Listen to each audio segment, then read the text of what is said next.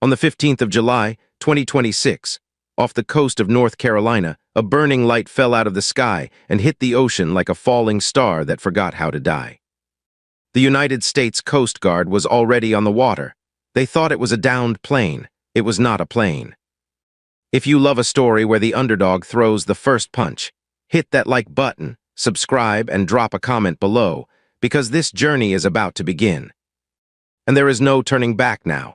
Station Cutlass Point sat on a thin strip of land where the Atlantic met the marshes of the Outer Banks, a place most people had never heard of and never needed to. It was not a Navy base. It was not a fortress. It was a modest United States Coast Guard station with a boathouse, a radio tower, 2 response boats, and a crew of people who spent their days pulling stranded fishermen out of riptides and towing broken-down sailboats back to the dock. Commander Jack Harrison had run the station for 6 years. He was 44 years old, built like a man who had spent 2 decades hauling rope in bad weather. And he drank his coffee black because he said sugar was for people who still believed the ocean was fair. That morning he stood on the dock with a paper cup in his hand, watching the sun climb over water that looked calm enough to fool a tourist. It did not fool him. The barometric pressure had been dropping since midnight, and something about the air felt wrong, the way it feels wrong before a storm nobody predicted. Chief Petty Officer Ryan Walsh walked up beside him, chewing on a toothpick like it owed him money. Walsh was the kind of man who had seen every type of disaster the ocean could produce, and he treated most of them with the enthusiasm of someone reading a grocery list. "Radar's picking up something big, Commander," Walsh said. "Real big, coming down fast from high altitude." "Meteor?" Harrison asked. "Meteors don't usually slow down before they hit the water." Harrison lowered his coffee. Out past the sandbar, the sky cracked open with a streak of white-orange light, and for 1 full second, the entire station went silent. The kind of silence that happens right before every radio starts talking at once. The object did not crash. It slowed, hovered for a moment above the waves like it was deciding whether the ocean was worth the trouble, and then it settled into the water nearly 2 miles offshore, sending a wall of displaced sea rolling toward the beach. Petty Officer Dale Osborne came sprinting out of the boathouse, headset still hanging off one ear. "Sir, Sector's on the line. They want to know if that's a plane crash." "Tell Sector I don't think Boeing makes them shaped like that," Harrison said.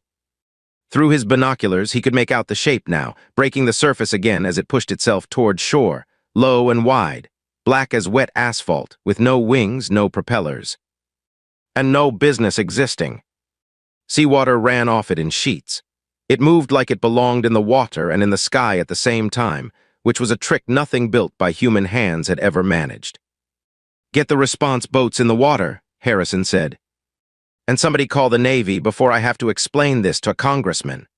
The crew moved fast, the way people move when training finally becomes useful instead of theoretical. Petty Officer Casey Miller, the station's rescue swimmer and de facto medic, grabbed the trauma bag out of habit, because whatever was happening today, somebody was probably going to bleed. Petty Officer Tyler Brooks checked the response boat's engine twice, out of the kind of nervous energy that made him tighten bolts that were already tight. Petty Officer Nathan Cole sat at the radio console, headphones on, frowning at a screen full of static that should not have existed. "Commander, I'm getting interference on every frequency," Cole said. "It's not jamming exactly. It's more like something is talking over us." "Talking? Not in English." The object stopped a quarter-mile from the beach and rose out of the water on 4 thin legs, towering nearly 60 feet. Water pouring off its hull in long silver streams. Then a section of it split open, and 8 figures dropped onto the wet sand below, tall, armored, moving with the kind of discipline that suggested none of this was their first invasion. Harrison lowered his binoculars slowly. "Well," he said, "that's new." Walsh spat out his toothpick. "Sir, with respect, I did not sign up for this." "Nobody signs up for this, Chief. It just shows up." A voice broke through every speaker on the station at once, deep, synthetic, and entirely too pleased with itself. "Inhabitants of this coastline, you stand upon land now claimed by the Voss ascendancy. Surrender your weapons and your vessels, and you will be spared."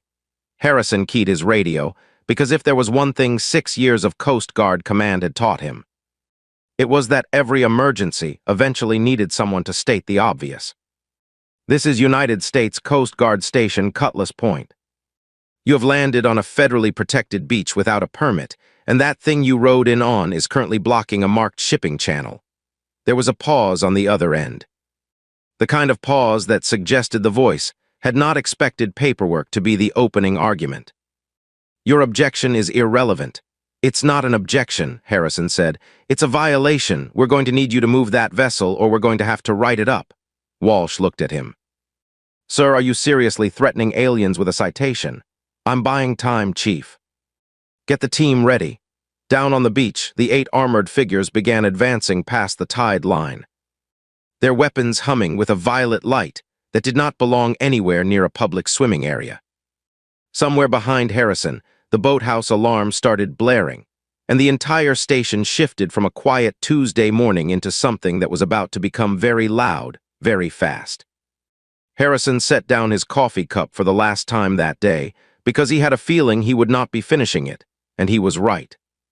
The real fight for Cutlass Point had not started yet, and everyone on that beach was about to learn exactly how badly they had misjudged the people they were dealing with. Commander Harrison called the muster in under 90 seconds, which for a peacetime rescue station was practically a world record. 8 people gathered in the equipment bay, pulling gear out of lockers that had never been used for anything more dramatic than a hurricane evacuation. This was the full working roster of Cutlass Point. Chief Ryan Walsh took point as boarding team leader, a man who had spent 15 years storming fishing vessels suspected of smuggling and treated every operation with the same flat calm. Petty Officer Dale Osborne manned the station's one heavy weapon, a mounted gun normally reserved for deterring pirates near shipping lanes. And he looked almost offended that today it might actually get used on something worth shooting. Petty Officer Casey Miller carried the trauma kit and a sidearm, because rescue swimmers learned early that saving lives sometimes required stopping the thing trying to end them first. Petty Officer Tyler Brooks brought demolition charges, normally used to clear debris from channels, along with an expression suggesting he had been waiting his whole career for an excuse to use them properly. Petty Officer Nathan Cole carried a laptop, a signal analyzer, and the quiet confidence of a man who believed every system, human or otherwise, could be annoyed into submission. Petty Officer Sam Foster, the station's best shot during qualification week, slung a rifle over his shoulder with the patience of a man who preferred one clean shot over 10 wasted ones. Seaman Logan Turner, the youngest on the roster, grabbed a radio and tried very hard to look like this was a normal Tuesday. "Listen up," Harrison said. "We are not the Navy, we are not Marines. We are the United States Coast Guard, and our entire job is showing up when nobody else will. Today, nobody else is here yet, so that's us." "Copy that, Commander," Walsh said. "Orders, we slow them down, we protect the town behind us. And we figure out what they actually want before this turns into a war nobody can win from a beach." The team loaded into the response boat and one armored patrol vehicle, moving toward the dune line that separated the station from open sand. Overhead, the sky had turned a strange, bruised violet, and more shapes were beginning to descend through the clouds. Smaller landing craft, breaking off from something enormous, still hidden above the atmosphere. Foster took position on a raised dune with his rifle, scanning the beach through his scope. 8 hostiles moving in formation, heavy weapons on 2 of them. "They're spreading out like they're looking for something." "Looking for what?" Turner asked. "Don't know yet," Cole said, tapping at his laptop.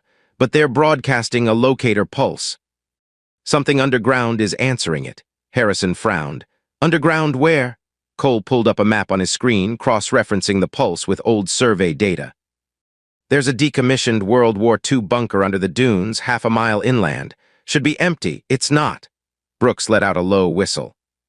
"So whatever they're here for, it's already been sitting under our feet the whole time." "Wonderful," Walsh muttered. "Nothing like finding out your hometown had a secret basement." The first contact happened fast. 2 of the armored figures broke from the group and advanced toward the dune line, weapons raised, moving with the calm precision of soldiers who expected no resistance. Foster did not wait for an order that made sense on paper, because there was no manual for this. He fired once, and the round struck the lead figure square in the side of its helmet, dropping it into the sand. The second alien spun toward the muzzle flash and opened fire, a bolt of violet energy tearing a smoking trench through the dune grass. Osborne answered with the mounted gun, the heavy rounds forcing the creature to dive behind a piece of driftwood the size of a small car. "Contact confirmed," Osborne shouted. "They bleed, they duck, and apparently they know what cover is." "Copy," Harrison said. "Advance in pairs, stay low, and somebody remind me to write a report headline that doesn't get me laughed out of headquarters." Walsh and Miller moved along the left flank, using the dune ridges for cover. An alien soldier rose from behind a stranded lifeguard tower and fired, forcing Miller to drop flat into the sand. Walsh returned fire, driving the creature back before closing the distance in 3 fast strides. He drove the stock of his weapon into the side of its helmet, then finished it with 2 rounds through the exposed neck seal. "Miller, you good?" he asked. "Sand in places sand should never be," Miller said, pushing up. "But I'm good." On the right flank, Brooks and Turner advanced past an overturned kayak rental stand, using it as makeshift cover while an alien heavy gunner tried to level its weapon at them. Brooks pulled a demolition charge from his vest, the same kind normally used to clear a blocked inlet, and lobbed it toward the gunner's position. "Fire in the hole," he said without much urgency, like he was announcing a lunch order. The charge detonated, sending sand and splinters of wood into the air, and the heavy gunner staggered backward, its shield flickering. Turner fired his sidearm into the exposed gap at its shoulder joint, and the creature dropped. "Not bad for a guy who mostly clears boat ramps," Turner said, grinning despite himself. "Don't get comfortable," Cole called out from behind the dune. "I'm reading 3 more landing craft inbound, and whatever's under that bunker just spiked in power." "Something's waking up." Harrison keyed his radio, watching the horizon fill with more descending shapes. "Cutlass Point, this is Harrison. We've got a bigger problem than 8 guys on a beach. Something old is under this ground, and they didn't come here for the view." The battle at the tide line had barely started, and already the real objective was becoming clear. Whatever slept beneath that dune had been waiting a very long time. And Cutlass Point's small crew of rescue swimmers and boat handlers had just become the only thing standing between it and the visitors who wanted it awake. By the time the beach fell quiet, 6 alien soldiers lay motionless in the sand, and the Coast Guard team had not lost a single person, though Miller was fairly sure she would be finding sand in her boots until Thanksgiving. Harrison crouched beside the last surviving alien, wounded and disarmed, its cracked helmet hissing static. Cole knelt beside it with his laptop, running a cable from his signal analyzer into a port on the creature's shoulder armor. "Careful," Miller warned. "It bit a intake valve on the ride over." These things don't exactly file complaints when they're upset.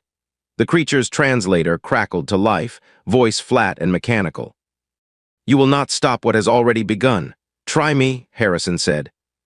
"What's under the bunker?" A long pause followed, the kind that suggested the creature was weighing pain against loyalty, and pain was winning. "The ascendancy calls it the first current. A device left by an older species. It can command tides, weather entire coastlines. Whoever controls it commands the sea itself." Walsh crossed his arms. "So somebody buried an ocean remote control under our dunes in 1944 and just never mentioned it. The bunker builders did not know what they found," the alien said. "They sealed it and walked away. Sounds like federal government efficiency," Brooks muttered. "Some things never change." "Who's in command of this invasion?" Harrison asked. The creature's optics flickered with something close to fear. "Overlord Keene, bearer of the Tide Seal. His armor carries command authority over every vessel in the fleet." Foster, still scanning the tree line through his scope, called out, "Commander." More landing craft touching down half a mile north. "Looks like reinforcements heading straight for that bunker." Harrison stood. "Then that's where we're going." "Cole, can you use what you just pulled off this thing to get us inside?" Cole disconnected the cable, already running calculations. "I can get us past the outer locks." "Past that I'm improvising. Story of my career," Walsh said. The team moved inland through scrub pine and sea oats. following the old service road that led to the bunker entrance. A rusted steel door half buried under 70 years of sand that had clearly not expected visitors this century. Two alien engineers were already cutting through the reinforced hinges with tools that sparked violet instead of orange. "Positions," Harrison whispered. Foster dropped into a crouch behind a fallen log and put a round through the nearest engineer's optic sensor before it even registered the team's approach. The second spun toward them, and Osborn stitched a burst across its chest plate, dropping it into the sand. "Clear," Walsh said, moving up to the half-cut door. "Whoever finishes this job, do it quiet. Something tells me shouting doesn't help underground." Brooks set a small charge against the weakened hinge and backed the team off. The controlled blast finished what the aliens had started, and the door groaned open into a stairwell that descended into darkness thick enough to swallow flashlights whole. "After you, Chief," Osborn said. "Age before beauty," Walsh replied, already moving down the steps. The bunker interior had clearly been abandoned since the war, concrete corridors lined with rusted pipe and old warning stencils too faded to read. But deeper in, the walls changed, concrete giving way to something smoother, darker, etched with patterns that seemed to shift whenever nobody looked directly at them. "That's not World War II construction," Cole said quietly. "No kidding," Turner whispered. They found the central chamber at the bottom of the stairwell, a wide cavern where alien engineers worked around a massive stone formation shaped like a coiled wave frozen mid-motion. Taller than the station's entire boathouse. Standing before it, arms raised, was a figure larger than the others, armor marked with pale blue lines that pulsed like a heartbeat. "Overlord Keene," Cole murmured, reading data off his screen. "That's the Tide seal. If he activates this thing, then every hurricane, riptide, and rogue wave on the eastern seaboard just got a new owner," Harrison finished. Keene's voice boomed across the chamber, translated by a device far more advanced than Cole's laptop. "The first current awakens. This world's oceans will answer only to the ascendancy." Harrison stepped forward from the shadows of the stairwell entrance, weapon raised. "United States Coast Guard." "Step away from the artifact." Keene turned, unimpressed. "You believe a rescue crew can stop what an empire has traveled 1,000 years to claim?" "We don't do empires," Harrison said. "We do search and rescue, boat inspections, and apparently now alien overlords who don't respect a marked federal waterway. Your arrogance is remarkable for a species that cannot even control its own tides." "Funny," Harrison said. "We've been controlling tides just fine for 236 years. We just use buoys instead of ancient rocks." Keene raised his weapon, and the chamber erupted into motion. Engineers scattering to defend the artifact, while the Coast Guard team spread out along the cavern's edges. Whatever quiet had existed in that bunker for 80 years was gone in an instant, replaced by the opening shots of a fight that would decide who controlled every wave that touched American shores. "Team," Harrison shouted over the noise, "this is it. We hold this chamber, or every coastline from Maine to Florida belongs to something that isn't us."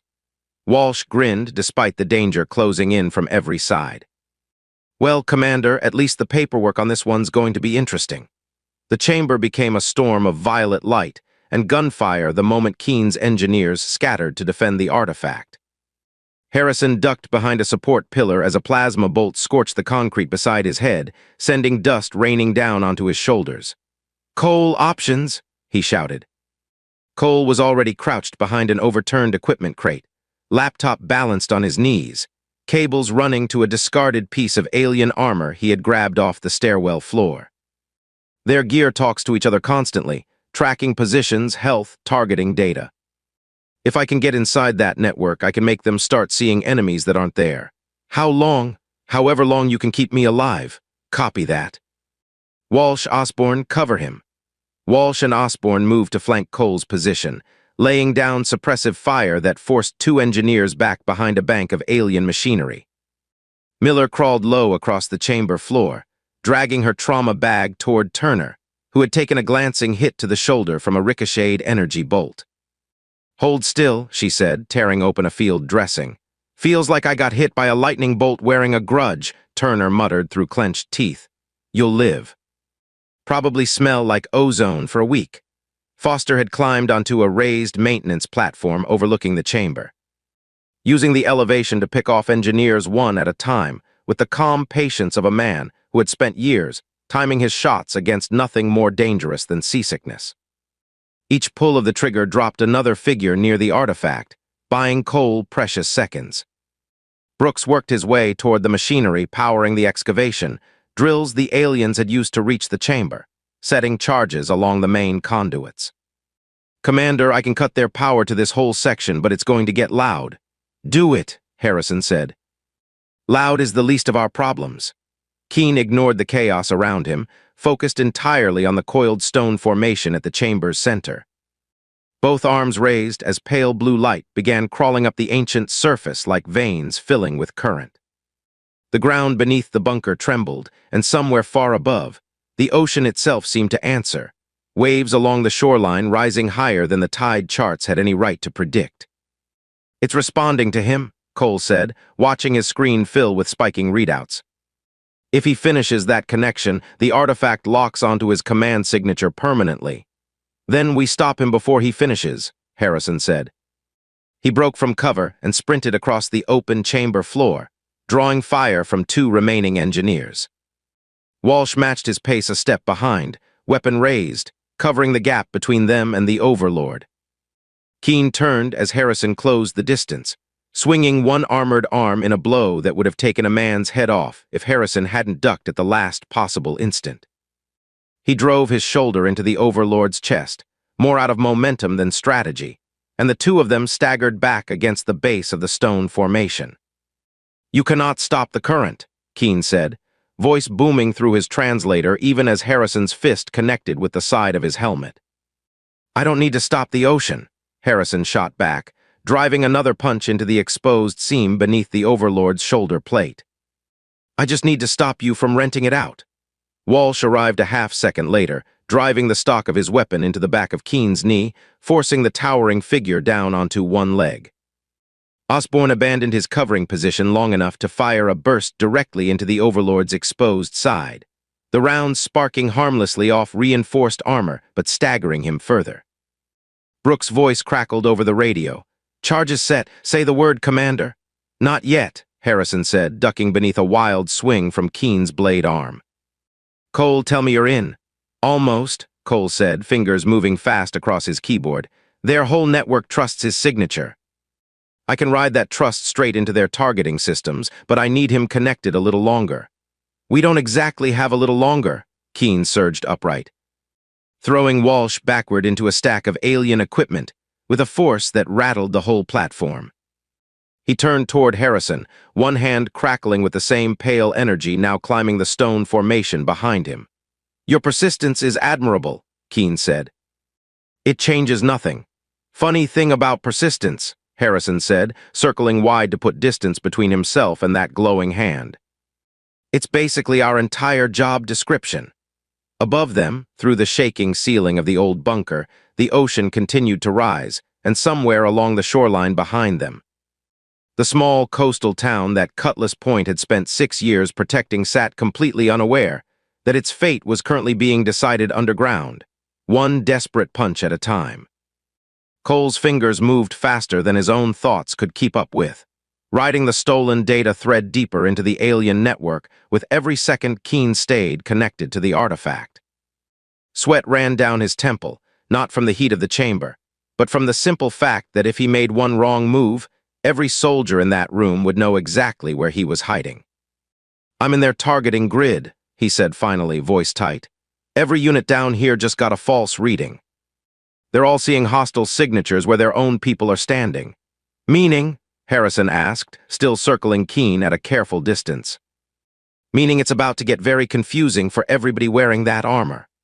Across the chamber, two engineers who had been covering each other's flank suddenly opened fire on one another, their weapons flashing violet in the dim light. One dropped instantly. The other staggered backward into a support strut, giving Foster a clean shot from the platform above. "That," Foster said, lining up his next target, "is what I call friendly fire that isn't." Keen's translator crackled with something close to alarm as he glanced toward his scattering forces. Sabotage impossible, our systems cannot be breached. They weren't breached, Harrison said. They were annoyed into malfunctioning. There's a difference. Keen turned back toward Harrison with renewed fury, swinging his blade arm in a wide arc that forced Harrison to drop low and roll away from the stone formation's base. Walsh, back on his feet despite the earlier hit, closed in from the opposite side, driving his weapon's muzzle into the gap beneath Keen's arm and firing twice. The Overlord roared, more in anger than pain, and backhanded Walsh into a stack of alien crates hard enough to crack the wood. "Chief!" Miller shouted, already moving toward him. "I'm fine," Walsh grunted, pushing himself up. "Ask me again after this is over." Brooks had finished laying his final charge along the excavation machinery near the chamber's rear wall, and he called out over the radio. Voice steady despite the chaos. "Commander, everything's set on my end. Whenever you're ready to lose the lights down here." "Hold it a few more seconds," Harrison said, watching Keen's armor pulse brighter as the connection to the artifact strengthened. "Cole, how close is he to locking that thing in?" "Too close," Cole said. "Whatever you're going to do it now." Harrison looked at the stone formation, its surface now glowing with the same pale blue light running through Keen's armor, and made the only call that made sense. "Osborne, put everything you've got into that connection point on his chest. Foster, take his legs out from that platform. Walsh, with me?" The team converged at once, a coordinated storm of fire and motion that no single overlord, however ancient his authority, could fully defend against. Osborne's rounds hammered the glowing seam on Keen's chest plate, cracking the armor in a spreading web of fractures. Foster's shot from above struck the back of his knee, dropping him forward onto the chamber floor.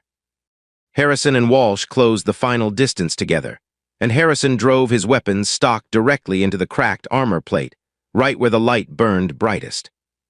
Keen let out a sound that was somewhere between a roar and a scream, and the artifact behind him flared violently, the pale blue light shifting suddenly to a harsh, rejecting white. "It's pushing back," Cole shouted. "The artifact is refusing his signature, whatever that means. It's happening right now." "Brooks, blow it," Harrison yelled. Brooks hit the detonator without hesitation.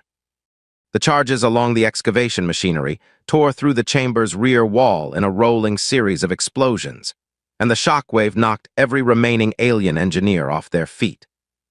Keen collapsed fully against the base of the stone formation, his armor going dark section by section as the artifact's rejection pulse tore through his command network. Above ground, along the entire coastline, something extraordinary happened. Every alien vessel connected to Keen's authority lost power at once, landing craft dropping out of the sky over open water, shields failing along the beach where the first wave of soldiers had landed, weapons falling silent mid-fire. The rejection pulse that began in a forgotten World War II bunker beneath the dunes of a quiet coastal town spread outward through the entire invasion force, turning a coordinated assault into total chaos within seconds. Inside the chamber, the last flicker of light faded from Keen's armor, and silence settled over the smoking ruins of the excavation site. Harrison lowered his weapon, breathing hard, and looked around at his team, bruised, scorched, and still standing. "Sound off. Turner's patched up," Miller said. "Everybody's still breathing." "Barely," Walsh added, wincing as he rubbed his shoulder. "But barely counts."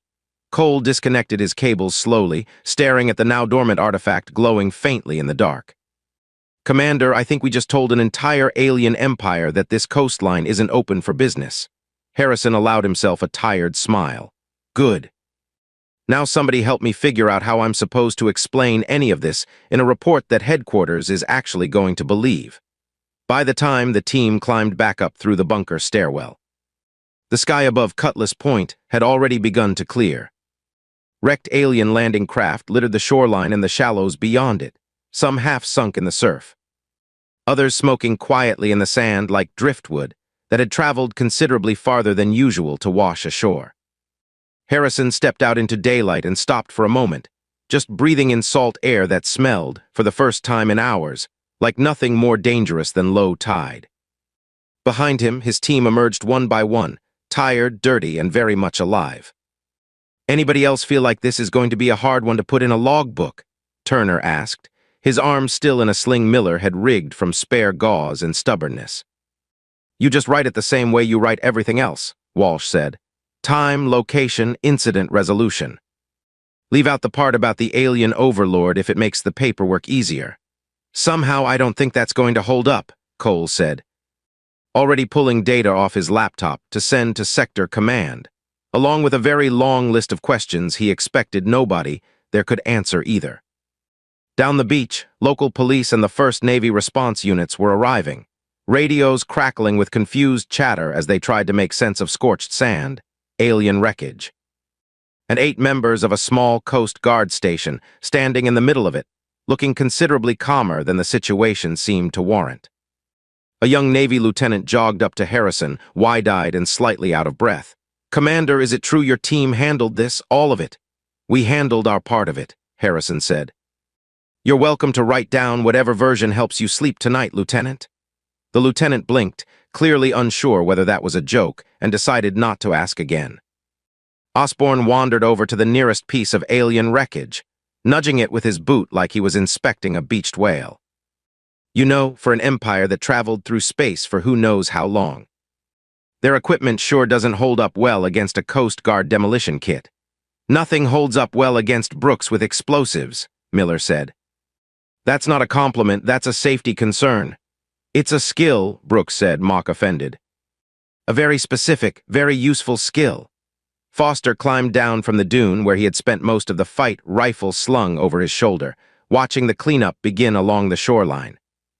"For the record," he said quietly, "I still think this whole thing started because somebody up there thought a quiet little rescue station would be an easy target." "They weren't entirely wrong," Harrison said. "We are a small station. We do rescues, not wars. And yet," Walsh said, gesturing at the wreckage scattered across the beach, "here we are." Harrison looked out at the water, calm now. Waves rolling and steady and familiar, the same ocean his team had spent 6 years protecting one rescue at a time. Somewhere beneath the dunes behind him, the ancient artifact sat dormant again, its connection to any invading force severed, its secrets buried once more, at least for now. "You know what the difference is," Harrison said, mostly to himself, though his team was close enough to hear. "Big military, big weapons, big plans." But they landed on a stretch of coastline where the people who showed up first weren't soldiers looking for a fight. They were people who show up every single day for folks who never expected to need saving. Doesn't matter if it's a sinking boat or a falling spaceship. Somebody still has to go get them. Miller smiled, wiping sand off her hands. "Poetic, Commander, you should put that in the report."